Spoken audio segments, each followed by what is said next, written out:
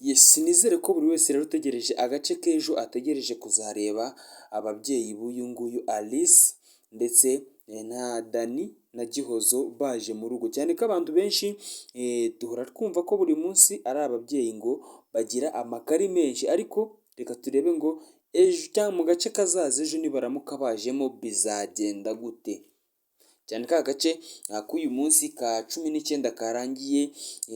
Shalom niba yaragarutse gusaba imbabazi ntabwo twabimenye, gusa byose ndabararitse ku munsi w'ejo niho biri. Reka nkubwire ngo niba ufana Alice ndetse na Cedric ushyigikiye n'urukundo rwabo, kora subscribe kuri YouTube channel, ni kaka documentaire k'umwanya mutoya ka tubiganireho.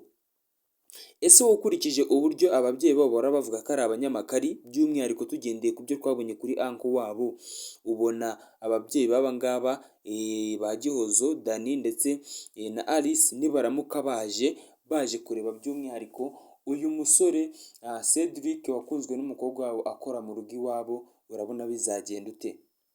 Iyi filime ndakubwira ko ari filime ishobora kuzaba ndende bitewe n'impamvu imwe cyangwa ntinabe ndende nibaramuka ibintu byose babigaragaje vuba, gusa ikitaragaragara ni uko ntawe uramenya ko uyu nguyu Cedric ari we mukire.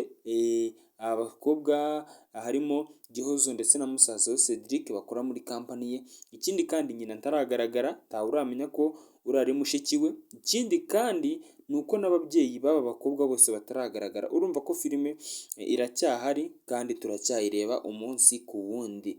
Reka nkubwire ngo niba ukunda aba bantu kuko nabikubwiye, ushyire muri comment utubwire uburyo urukundo rwabo rushobora kuba rugiye kumera mu gihe onkere wabo yaje akabazonga ku rwego rungana kuriya, noneho no mu gihe hazaba hamaze no kuzamo ababyeyi babo, kandi dore twumva ko ababyeyi babo ari amakari. Ese ufite amatsiko yo kuzabona ababyeyi babo? Uko uyafite nanjye niko nyafite, gusa nkubwira ngo byose muri episode ziri imbere bigiye gukemuka, ikindi kandi ntabwo biri buze gufata igihe kirekire. Nkubwira ko filime zisanzwe ubundi zisohoka, filime baba ngaba basanzwe basohora ntabwo zigiye zikunda kuba iza ibice birebire, by'umwihariko nakurarikira kureba n'indi filime iba kuri Press Vision, kuko urabona iyi ngiyi tuyirebera kuri Press Vision Films, noneho ukajya kuyitwa na Press Vision ukareba filime yitwa umukobwa w'umukire wakunze umukozi wo mu rugo, n'ubundi uyu mukobwa Lisa niwe ukunda uyu Cedric,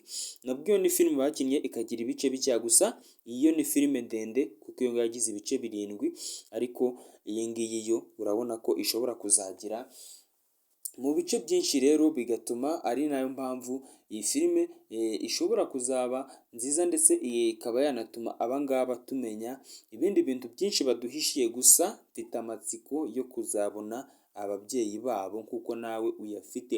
Gusa ejo nabikubwiye ko agace ka none kaza kuba ari umuriro. Ese akejo ukiteguye gute ko Shalom dusize aje kwaka imbabazi agarutse muri rugo, kandi bari bahamuciye bambwiye ko atemerewe kongera kuhagaruka? Ese nagaruka bazamubabarira?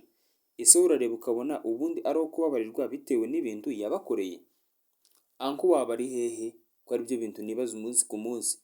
Reka dutegereze umunsi ababyeyi be bazaba bajemo, gusa nkubwira ngo uduce tugiye kuza inyuma ni umuriro, tuzaba tumeze neza cyane kurenza buri gace kose wigeze ubona muri iyi filime, kuko ibigiye kuba byo ni umuriro nk'uko nabikubwiye.